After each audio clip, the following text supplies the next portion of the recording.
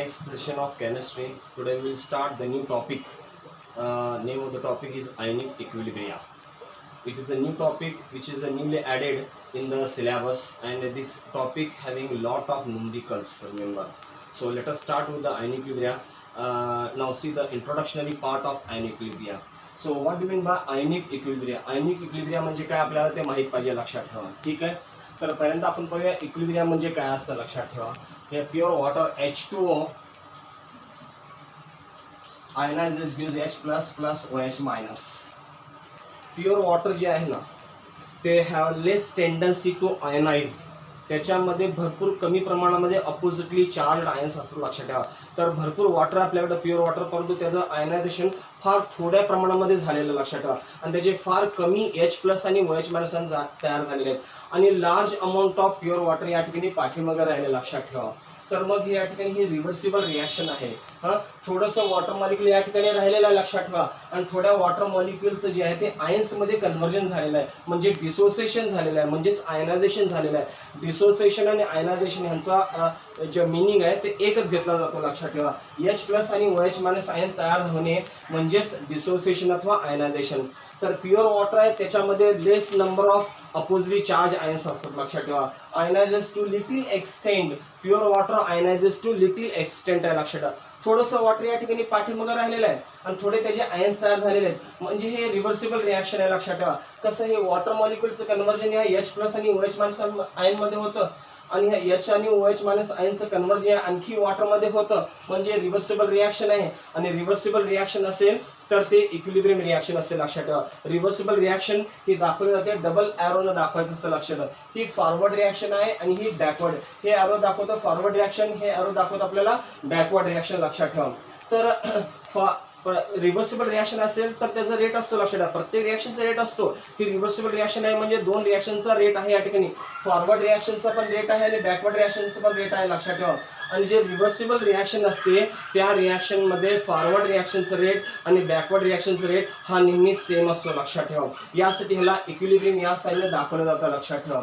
Equilibrium साईनने दाखवलं जातं कारण का ह्या दोन्ही रिॲक्शनचा रेट, ही फॉरवर्ड रिॲक्शन आहे त्याचा रेट आणि ही बॅकवर्ड रिॲक्शन आहे त्याचा रेट सेमच असतो. जर का रिॲक्शनचा दोन्ही रिॲक्शनचा रेट सेम असेल त्याला रिव्हर्सिबल रिॲक्शन म्हणतात. आणि रिव्हर्सिबल रिॲक्शनला जे आहे ते या साईनने दाखवलं जातं, लक्षात ठेवा. एखादी रिॲक्शन ही इक्विलिब्रियम स्टेटमध्ये आहे. इक्विलिब्रियम स्टेटमध्ये आहे असं केव्हा म्हणावं लागेल, ज्या वेळेला फॉरवर्ड रिॲक्शनचा रेट आणि बॅकवर्ड रिॲक्शनचा रेट हा सेम असतो, त्या रिॲक्शनला रिव्हर्सिबल रिॲक्शन असं म्हणायचं असतं, लक्षात ठेवा. ठीक आहे. तर आता ह्या ठिकाणी हे इक्विलिब्रियम तयार झालेलं आहे, एक इक्विलिब्रियम स्टेट तयार झालेला आहे. म्हणजे रिॲक्शन जे आहे ते इक्विलिब्रियम स्टेटमध्ये आहे. तर हे इक्विलिब्रिया इस्टॅब्लिश्ड तयार झाले, लक्षात ठेवा. हे इक्विलिब्रियम स्टेट निर्माण झालेले आहे म्हणजेच इक्विलिब्रिया तयार झालेला आहे.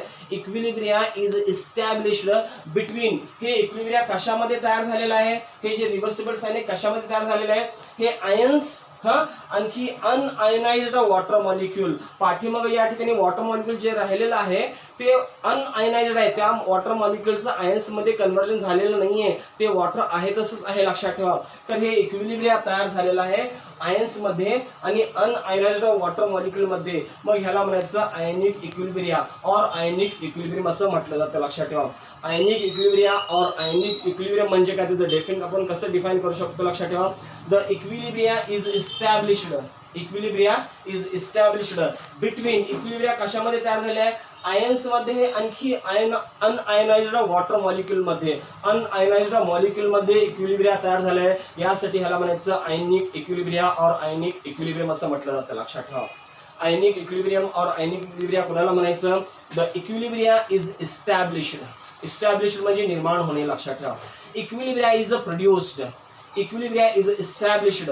कशामध्ये इक्विलिब्रिया तयार झाले, लक्षात ठेवा. आयन्समध्ये आणखी अनआयनाइज्ड वॉटर मॉलिक्यूलमध्ये इक्विलिब्रिया हे निर्माण झाले, लक्षात ठेवा. वॉटर मॉलिक्यूलमध्ये म्हणजे अनआयनाइज्ड मॉलिक्यूलमध्ये हे इक्विलिब्रिया तयार झाले, यासाठी ह्याला म्हणायचं आयनिक इक्विलिब्रिया और आयनिक इक्विलिब्रियम. ठीक आहे. काय definition, equilibria is established between. Equilibria is established between ions and un-ionised molecule. So this is known as ionic equilibria or ionic equilibrium. Ionic equilibria or ionic equilibrium. समजलं. आयनिक equilibria और ionic equilibrium. कुणाला म्हणायचं आयनिक equilibria और ionic equilibrium. the equilibria is established between ions and un-ionised water molecule. Un-ionised molecule मध्ये ज्या वेळेला equilibria तयार होते त्याला म्हणायचं आयनिक इक्विलिब्रिया और आयनिक इक्विलिब्रियम. समजलं? ठीक आहे. So will see the next point is या ठिकाणी इलेक्ट्रोलाइट म्हणजे काय आपण ते पाहूया. लक्षात ठेवा इलेक्ट्रोलाइट म्हटलं ना यामध्ये लक्षात ठेवा की एक वर्ड माइंडमध्ये इलेक्ट्रिकल एनर्जी. इलेक्ट्रिक म्हणजे त्यांना सांगायचं का इलेक्ट्रोलाइट्स म्हणजे काय असं सबस्टन्स सोल्युशन की ज्यामधून इलेक्ट्रिसिटी वाहते अथवा एक सोल्युशनची टेंडन्सी असते की तो इलेक्ट्रिसिटी फ्लो करू शकतो. लक्षात ठेवा. फॉर एक्झाम्पल आपण पाहूया या ठिकाणी NaCl सोल्युशन आहे.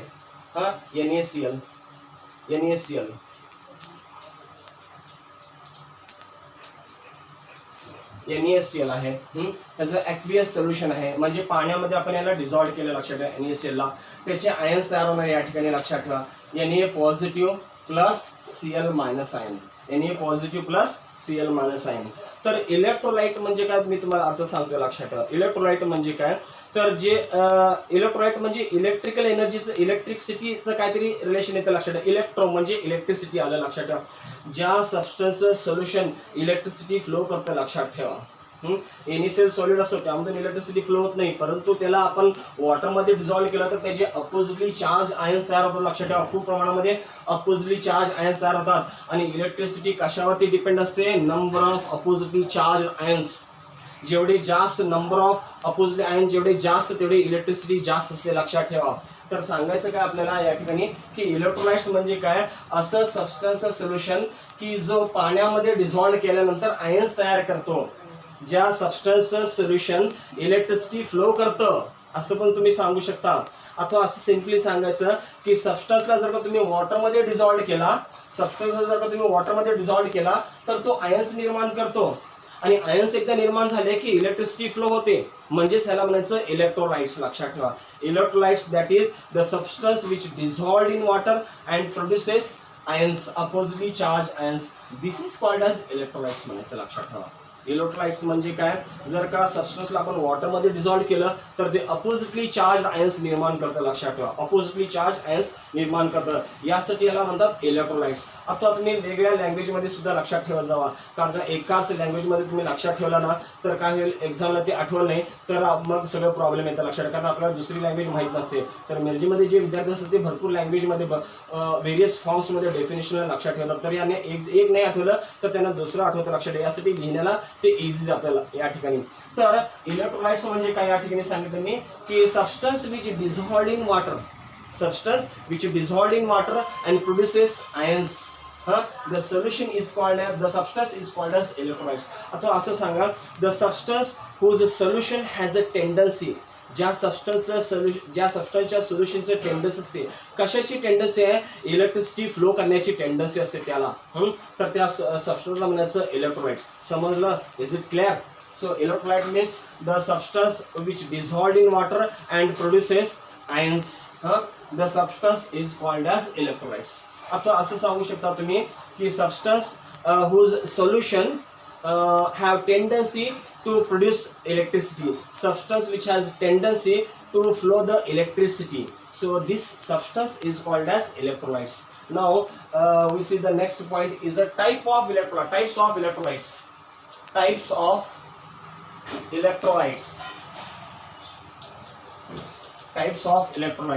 एक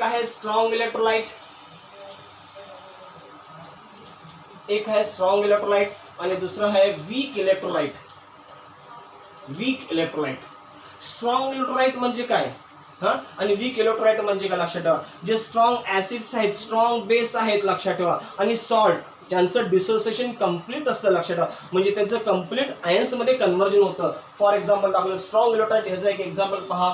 HCl आहे या ठिकाणी H2SO4 आहे तर जेवढे स्ट्रॉंग ऍसिड स्ट्रॉंग बेस आहेत लक्षात ठेवा, तर KOH आहे, तर NaOH आहे, हे स्ट्रॉंग बेस आहेत लक्षात ठेवा. तर जे स्ट्रॉंग ऍसिड अथवा स्ट्रॉंग बेस आहेत त्यांचं सगळं वॉटरमध्ये डिझॉल्व्ह केलं तर कम्प्लिटली आयन्समध्ये कन्व्हर्जन होत असतं लक्षात ठेवा. HCl एक मी एक्झाम्पल दाखवतो तुम्हाला. HCl तुम्ही वॉटरमध्ये डिझॉल्व्ह केला म्हणजे ॲक्वियस सोल्युशन, म्हणजे पाण्यामध्ये जर सोल्युशन तयार केला तर HClचं काय होतं, कम्प्लीट कन्व्हर्जन होतं आयन्समध्ये लक्षात ठेवा. हे H+ ions aqueous plus Cl minus ions aqueous, हे सगळे पाण्यामध्येच असतात ना, यासाठी ह्याला ॲक्वियस असं लिहायचं असतं लक्षात ठेवा. तर कम्प्लीट कन्व्हर्जन झालं, ते वॉटर सारखं नाही झालं, या ठिकाणी थोडं वॉटर राहिलं आणि या ठिकाणी H+ आणि OH- तयार झाले वॉटरमध्ये, असं होतं. परंतु HClचं या ठिकाणी काय झालेलं आहे की HClचं कम्प्लीट कन्व्हर्जन झालेलं आहे H+ आयन आणि Cl- आयनमध्ये. या साईडला काय राहिलेलं नाही लक्षात ठेवा. यासाठी वन डायरेक्शन रिॲक्शन आहे लक्षात ठेवा. ही कशी आहे, वन डायरेक्शन रिॲक्शन. जेवढे स्ट्रॉंग ऍसिड्स आहेत, स्ट्रॉंग बेसेस आणि सॉल्ट असतात ते स्ट्रॉंग इलेक्ट्रोलाइट आहेत लक्षात ठेवा. जे स्ट्रॉंग इलेक्ट्रोलाइट असतात ते डिसोसिएशन त्यांचं कम्प्लिटली असतं लक्षात ठेवा. तर आपण डिफाइन कसं करणार लक्षात ठेवायला, स्ट्रॉंग इलेक्ट्रोलाइट कसं डिफाइन करायचं. The electrolytes which dissociates almost completely in water. Almost completely dissociation असतं त्याचं, कम्प्लिटली डिसोसिएशन आहे लक्षात ठेवा ॲक्वियस मध्ये, पाण्यामध्ये त्याचं. The substance which dissolved substance whose aqueous solution produces large number of ions to greater extent. भरपूर प्रमाणामध्ये ते आयन्स तयार करतात पाण्यामध्ये, त्या इलेक्ट्रोलाइटला म्हणायचं स्ट्रॉंग इलेक्ट्रोलाइट. स्ट्रॉंग इलेक्ट्रोलाइट म्हणजे काय, substance which dissociates almost completely, substance which dissociates to larger extent. Extent म्हणजे प्रमाण, भरपूर प्रमाणामध्ये ह्यांचं आयन्स तयार करतात लक्षात ठेवा. यासाठी ह्या सबस्टन्सला त्यांनी नाव दिलंय स्ट्रॉंग इलेक्ट्रोलाइट. स्ट्रॉंग इलेक्ट्रोलाइट म्हणजे काय, तर substance which dissociates almost completely, substance which dissociates to larger extent. भरपूर प्रमाणामध्ये त्यांचं डिसोसिएशन होत असतं, आयन्स तयार होत असतात लक्षात ठेवा. यासाठी त्याला त्यांनी नाव सांगितलंय स्ट्रॉंग इलेक्ट्रोलाइट. HCl आहे, H2SO4 आहे, NaOH आहे, KOH आहे. So all the strong acids, strong bases and salts are strong electrolyte लक्षात ठेवा. ठीक आहे, तर हे सगळे स्ट्रॉंग इलेक्ट्रोलाइट मध्ये त्यांचं इन्क्लुजन होतं लक्षात ठेवा. HClचं डिसोसिएशन झालं H+ Cl- कम्प्लीट कन्व्हर्जन झालेलं आहे लक्षात ठेवा. ज्या सबस्टन्सचं कम्प्लीट कन्व्हर्जन आयन्स मध्ये होतं त्याला म्हणायचं स्ट्रॉंग इलेक्ट्रोलाइट. समजलं, स्ट्रॉंग इलेक्ट्रोलाइट म्हणजे काय, the substance which dissociates to larger extent. भरपूर प्रमाणामध्ये त्याचं आयन्स मध्ये कन्व्हर्जन होत असतं लक्षात ठेवा. त्यासाठी त्याला स्ट्रॉंग इलेक्ट्रोलाइट असं म्हटलेलं आहे. अथवा असं सांगा, the substance which dissociates almost completely, substance which dissociates almost completely. So this is called a strong electrolyte. एकदम सिंपल आहे लक्षात ठेवा.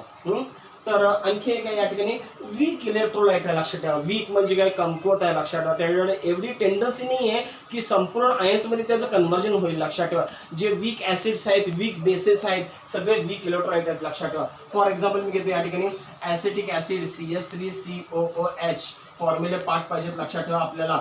ऍसिटिक ऍसिडचं हे वीक ऍसिड आहे लक्षात ठेवा. याचं डिसोसिएशन थोड्या प्रमाणामध्ये होत असतं, तर यासाठी थोडं ऍसिडिक ऍसिड पाठीमागे राहतं आणि थोडं त्याचे अपोजिटली चार्ज तयार होतो, अपोजिटली आयन्स तयार होतो लक्षात ठेवा. कुठले आयन्स सांगा बघू, या CH3COO negative plus H+ ion, इथं ॲक्वियस लिहिलं लक्षात. अपोजिटली चार्ज आयन्स मध्ये कन्व्हर्जन झालं, खरं थोड्या प्रमाणामध्ये झालं. Dissociates to smaller extent, not dissociates completely. So this is called as weak electrolyte. The substance or the electrolyte which dissociates to smaller extent. Feebly dissociates. Feebly म्हणजे थोडंसं dissociation झालं लक्षात ठेवा. The substance which dissociates to smaller extent. So this electrolyte is called as weak electrolyte. The electrolyte which dissociates almost completely, dissociates to larger extent, it is called as strong electrolyte म्हणायचं लक्षात ठेवा. Weak electrolyte म्हणजे काय, electrolyte which dissociates to smaller extent, थोड्या प्रमाणामध्ये त्याचं dissociation झालेलं असतं लक्षात ठेवा. Not completely dissociation, completely dissociation नाही आहे लक्षात ठेवा. यासाठी याला रिव्हर्सिबल फॉर्म मध्ये आणि मांडलेलं लक्षात ठेवा. एक होतं स्ट्रॉंग इलेक्ट्रोलाइट आणि दुसरं होतं वीक इलेक्ट्रोलाइट लक्षात ठेवा. समजले, तर स्ट्रॉंग इलेक्ट्रोलाइट आणि वीक इलेक्ट्रोलाइट. पुढे आपण पाहूया या ठिकाणी डिग्री ऑफ डिसोसिएशन. हे फार महत्वाचं आहे लक्षात ठेवा. डिग्री ऑफ डिसोसिएशन, फार इम्पॉर्टंट आहे. हे डिग्री ऑफ डिसोसिएशन जे आहे या ठिकाणी आपल्याला न्यूमेरिकल मध्ये लागणाऱ्या लक्षात ठेवा. डिग्री ऑफ डिसोसिएशन फाइंड करायला सांगतात तर हे परफेक्ट करून ठेवा लक्षात ठेवा. Degree of dissociation, degree of dissociation alpha या नोटेशन मध्ये दाखवतात ह्याला. कुठं degree of dissociation is denoted by alpha लक्षात ठेवा. Suppose here 100 moles of weak electrolyte आहे, 100 मोल्स ऑफ वीक ऍसिड और वीक बेस आहे लक्षात ठेवा. 100 मोल्स ऑफ वीक इलेक्ट्रोलाइट आहे, त्याचं कम्प्लीट डिसोसिएशन होणार नाहीये. स्ट्रॉंग इलेक्ट्रोलाइट इथं घेतलं जात नाही लक्षात ठेवा. Degree of dissociation is important for weak acid और वीक बेस. फॉर नीट आणि सीईटी साठी हा पॉइंट आहे लक्षात ठेवा. डिग्री ऑफ डिसोसिएशन कोणासाठी वापरलं जातं? वीक ऍसिड आणि वीक बेस साठी वापरलं जातं लक्षात ठेवा. ठीक आहे. तर डिग्री ऑफ या ठिकाणी 100 मोल्स ऑफ वीक इलेक्ट्रोलाइट आहे लक्षात ठेवा. त्यामध्ये थोड्या मोल्सचं डिसोसिएशन होणार आहे या ठिकाणी. सपोज या ठिकाणी 50 मोल्स आहेत लक्षात ठेवा. तर 50 मोल्स आणि 50% डिसोसिएशन होणार आहे, 50% आहे तसं राहणार आहे. तर हे ॲज अ आयनायझेशन झालं लक्षात ठेवा. कारण थोडं राहणार आहे ना, मग हे इक्विलिब्रियम स्टेटमध्ये आहे लक्षात ठेवा. मग याचं काय होणार? 25 पॉझिटिव्ह कन्सिडर करा, 25 निगेटिव्ह आयन्स कन्सिडर करा. तर 25 पॉझिटिव्ह आणि 25 निगेटिव्ह आयन्समध्ये याचं कन्व्हर्जन झालं. तर हे डिग्री ऑफ डिसोसिएशन ह्याला डिफाईन कसं करायचं पहा. हे आपण याला एवढं काय होतं, याला फ्रॅक्शन आहे लक्षात ठेवा. फ्रॅक्शन मध्ये असलेले टोटल नंबर ऑफ मोल्स आहे. Fraction of total number of moles of कुणाचं? वीक इलेक्ट्रोलाइटचं. या वीक इलेक्ट्रोलाइट मध्ये वीक इलेक्ट्रोलाइटचं जे फ्रॅक्शन मध्ये असलेले टोटल नंबर ऑफ मोल्स आहेत त्याचं डिसोसिएशन झालं व्हेन इक्विलिब्रियम इज अटेन. ज्याला इक्विलिब्रियम अटेन झालेलं असतं त्यावेळेला जे फ्रॅक्शन मध्ये असलेले जे नंबर ऑफ मोल्स आहेत त्याचं डिसोसिएशन झालं लक्षात ठेवा. So this is called as degree of dissociation. Degree of डिसोसिएशनला कसं डिफाईन करणार? Fraction of total number of moles कुणाचं? Of weak electrolyte which get dissociated, which get splitted, which get dissociated when equilibrium is attained. So this is called as degree of dissociation. आणि याचा formula असं लक्षात ठेवा. Degree of dissociation number of moles dissociated upon total number of moles present. Total number of moles present और number of moles present म्हटलं तरी चालतं लक्षात ठेवा. ठीक आहे. तर डिग्री ऑफ डिसोसिएशनला आपण काय सांगितलं, डिफाईन केलं? तर फ्रॅक्शन मध्ये असलेले number of moles, fraction of total number of moles which get, इथं टोटल सबस्टिट्यूट करा. फ्रॅक्शन ऑफ टोटल नंबर इथं घ्या. Total number of moles dissociated आपण काय घ्यायचं? Number of moles present. Number of mole जेवढे होते त्यामधले काही मोल्सचं डिसोसिएशन झालं आणि इक्विलिब्रियम स्टेट अटेन झाली लक्षात ठेवा. This is called as degree of dissociation. हे फॉर्म्युला आहे त्याचा, डिग्री ऑफ डिसोसिएशन काढण्याचा फॉर्म्युला. किती मोल्सचं डिसोसिएशन झालं आणि किती मोल होते? Degree of dissociation. Degree of dissociation that is the fraction of total number of moles of weak electrolyte. Fraction of total number of moles of weak electrolyte which get dissociated, which get splitted, which get ionized. त्याचं splitting झालं, ions मध्ये convert झालं when equilibrium is attained. So this is called as degree of dissociation. Very important इथून part आहे लक्षात ठेवा. बोर्डासाठी आणि नीटसाठी, CET साठी वगैरे लक्षात ठेवा. डिग्री ऑफ डिसोसिएशन सुद्धा या ठिकाणी लक्षात ठेवा. अगोदरच्या सीईटी मध्ये आणि नीट मध्ये AI ट्रिपल मध्ये विचारलेलं लक्षात ठेवा. डिग्री ऑफ डिसोसिएशन वरती न्यूमेरिकल विचारलेलं लक्षात ठेवा. तर हे फॉर्म्युला फार इम्पॉर्टंट आहे. डिग्री ऑफ डिसोसिएशन म्हणजे काय? Number of moles dissociate. किती मोल्सचं डिसोसिएशन झालं आणि किती मोल खाली होते लक्षात ठेवा. एवढ्यापैकी एवढ्या मोल्सचं डिसोसिएशन झालं ह्यालाच डिग्री ऑफ डिसोसिएशन म्हणायचं लक्षात ठेवा. Power of dissociation, degree of dissociation that is या ठिकाणी degree of dissociation that is the fraction मध्ये असलेले total number of moles. Fraction of total number of moles of weak electrolyte which get dissociated. Fraction of total number of moles of weak electrolyte. Fraction of total number of moles of weak electrolyte which get dissociated when equilibrium is attained. This is known as a degree of dissociation and it is it is represented by alpha letter. Okay. Now we go to the next point and it is Arrhenius theory. Very important, remember. Arrhenius theory. या degree of dissociation पासून फार important part आहे लक्षात ठेवा. Arrhenius theory या ठिकाणी काय दाखवलंय लक्षात ठेवा. Arrhenius theory. तर अर्नियस थेरीमध्ये पाहूया आपण थोडंसं लवकर.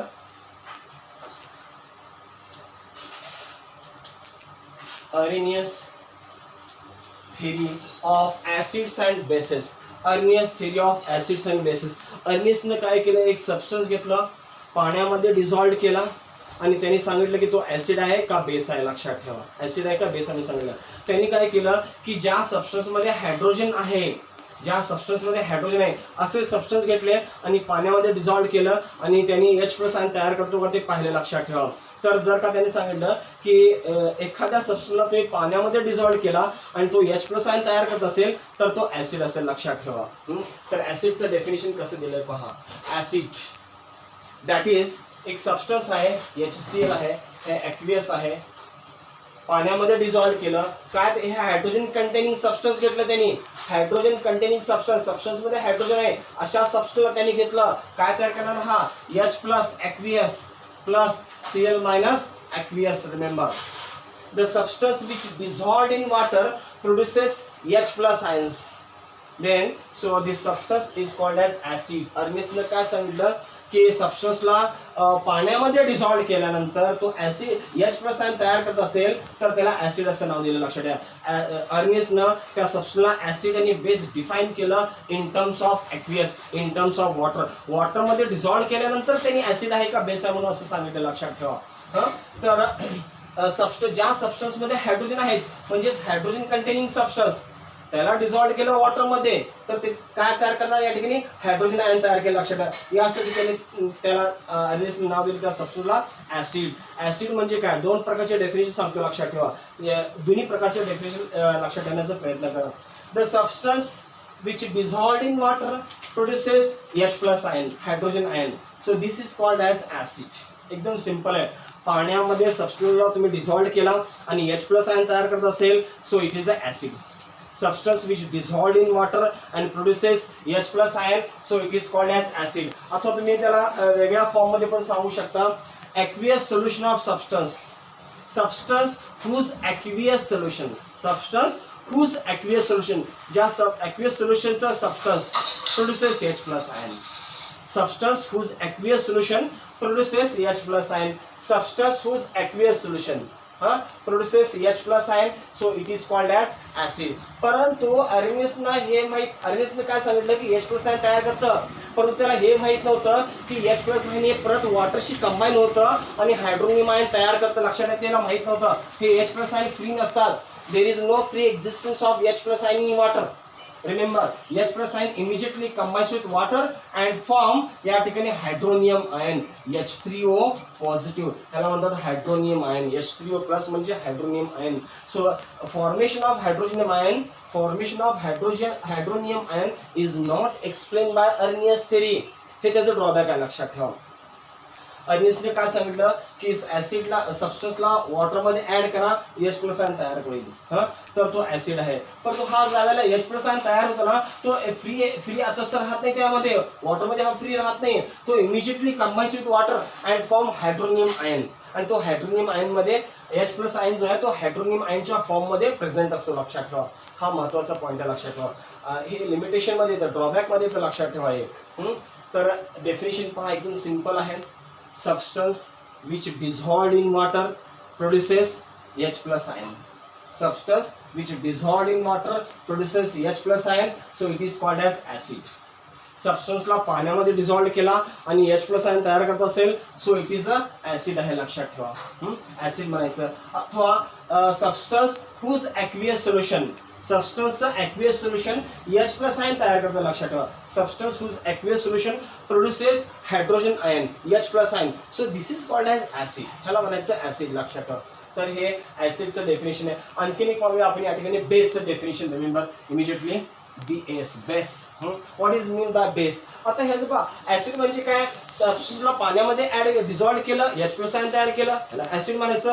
बेस म्हणजे काय, या ठिकाणी KOH घ्या, पोटॅशियम हायड्रॉक्साईड आहे. लक्षात ठेवा. KOH ह्याला ॲक्वियस पाण्यामध्ये डिझॉल्व केलं. लक्षात ठेवा. काय निर्माण करणार, कुठले आयन्स तयार होणार, K++ OH-, K++ OH-. जर का सबस्टन्सला तुम्ही पाण्यामध्ये डिझॉल्व केला आणि OH- तयार होत असेल so it is a base.